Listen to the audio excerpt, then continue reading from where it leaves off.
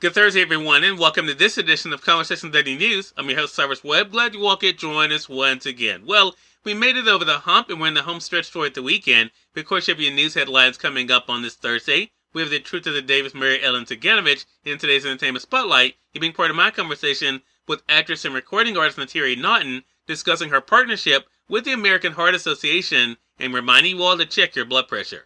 Enjoy today's program. For Conversation Daily News, I'm Cyrus Webb with your Thursday headlines. In national news, Pfizer pill becomes first U.S. authorized home COVID treatment.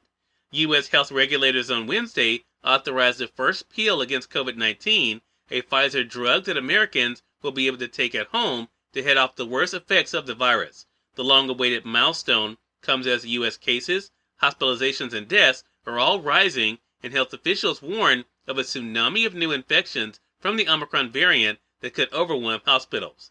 The drug is a faster way to treat early COVID-19 infections, though initial supplies will be extremely limited. All of the previously authorized drugs against the disease require an IV or an injection.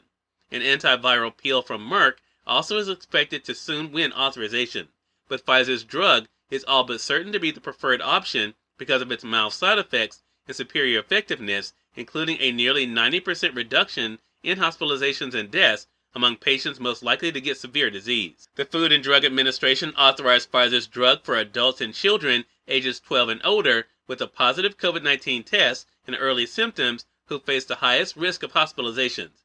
That includes older people and those with conditions like obesity and heart disease, though the drug is not recommended for patients with severe kidney or liver problems.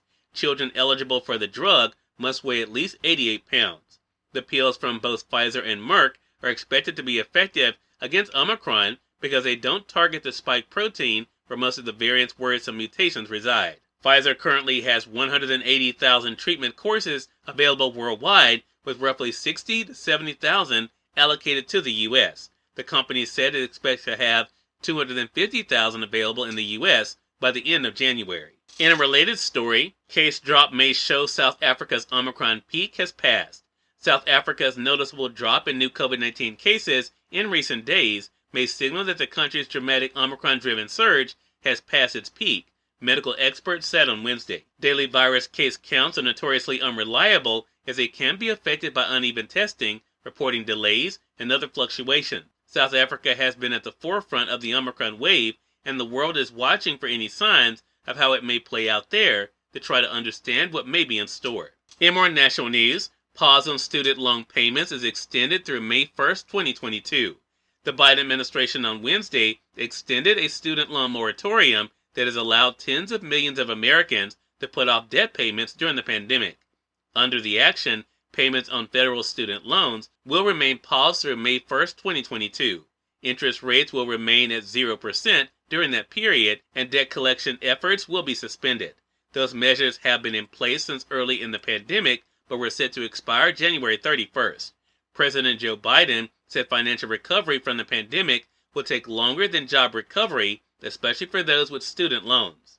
The Omicron variant of COVID-19 that has swept through the U.S. with a fury has lent a new urgency to the question of whether the moratorium would be extended. In sports, the National Hockey League announces players won't be allowed to go to the Olympics. Commissioner Gary Bettman made the announcement Wednesday, making official what seemed inevitable in recent days when a rash of positive COVID-19 test results caused several teams to shut down and the list of postponed games ballooned to 50. The league will use the previously scheduled February the 6th to 22nd Olympic break to make up those games and others that need to be rescheduled. In a separate statement, the National Hockey League's Player Association executive director said that while there was a clear path to Beijing before COVID-19 intervened, the Olympic break is now needed to make up those games. The International Olympic Committee said it is disappointed for players who pushed for the agreement to go to Beijing. And finally, in business news, U.S. economy grew at 2.3% rate in quarter 3, up from earlier estimate.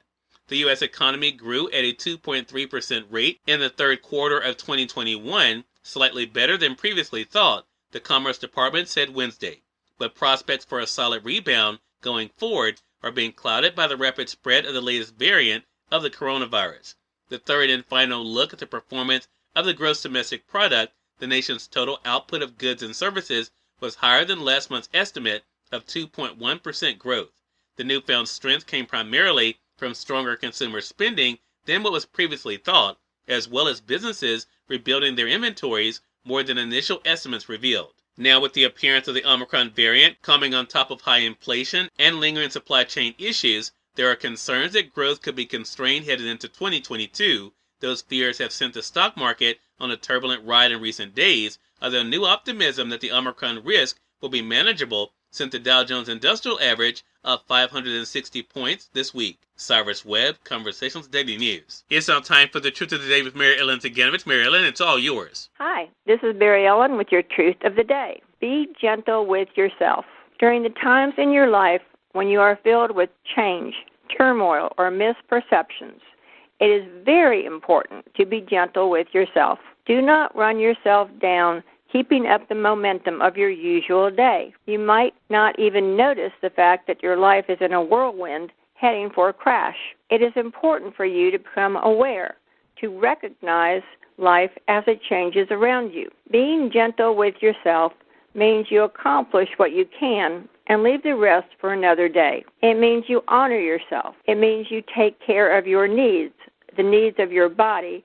Then you can take care of others. Of course, honoring yourself means different things to different people. For you, it might mean taking an hour of stillness to meditate, going for a pedicure or manicure, having a session with a healer, getting a massage, or simply getting some extra sleep. Whatever honoring yourself means to you, be sure you take time to do it. Today, create space for a more positive, loving, and accepting view of your life and yourself as you go about and enjoy the day. We are part of my conversation coming up with Naturi Naughton in today's Entertainment Spotlight. Stay with us. You're listening to Conversations Daily News. For Conversations Daily News, I'm Cyrus Webb with your Entertainment Spotlight. Actress and recording artist Naturi Naughton joined me recently on Conversations Live, the radio show, to talk about the year that's been 2021, as well as her partnership with the American Heart Association to discuss the importance of checking your blood pressure. Here's a bit of our conversation. First of all, what has this journey been like for you to look at this year and the great things that have come your way? Oh my goodness, it's been a roller coaster of the year, really a year and a half, as I'm sure the whole world feels that. But it feels good to end the year off with something like this dance movement and this whole get it, flip it, cuff it, check it campaign. And I was just, honestly, I'm excited just to use my celebrity, and obviously people know me from maybe Queens or Power, but I wanted to make sure people are encouraged to take care of themselves this year because it has been a lot on us, with the pandemic. But blood pressure is a real thing, and we have to make sure we are, taking care of ourselves and going to the doctor, check your numbers, and just, enjoy the rest of your life while you can. Right. And I love the fact that you mentioned that, Naturi, because you have been able to use your platform that you've been given in such a great way of being able to shine a spotlight on causes like this, like high blood pressure. Is that kind of what made you say this was something you wanted to do with the American Heart Association, because it is something that is so prevalent? Yes. 1 in 2 Americans are struggling with high blood pressure. And the fact that so many people don't even know that they have it. My father struggles with high blood pressure and suffered from a stroke. It just made me way more aware. And this is a subject that hits close to home for me. So I wanted to get involved for that reason. But also, as an African-American woman, I didn't realize that Black adults are twice as likely to develop high blood pressure. And I think for me, it was about how can I get people aware first of what the issues are. Cyrus Webb, Conversations Daily News. We thank you all for tuning in to this edition of Conversations Daily News. We'll be back to you guys on tomorrow to wrap up this week. Until then, I'm your host, Cyrus Webb, saying as always, enjoy your day, enjoy your life, enjoy your world. Thank you all for choosing Conversations Daily News today. Let's make today amazing. Take care.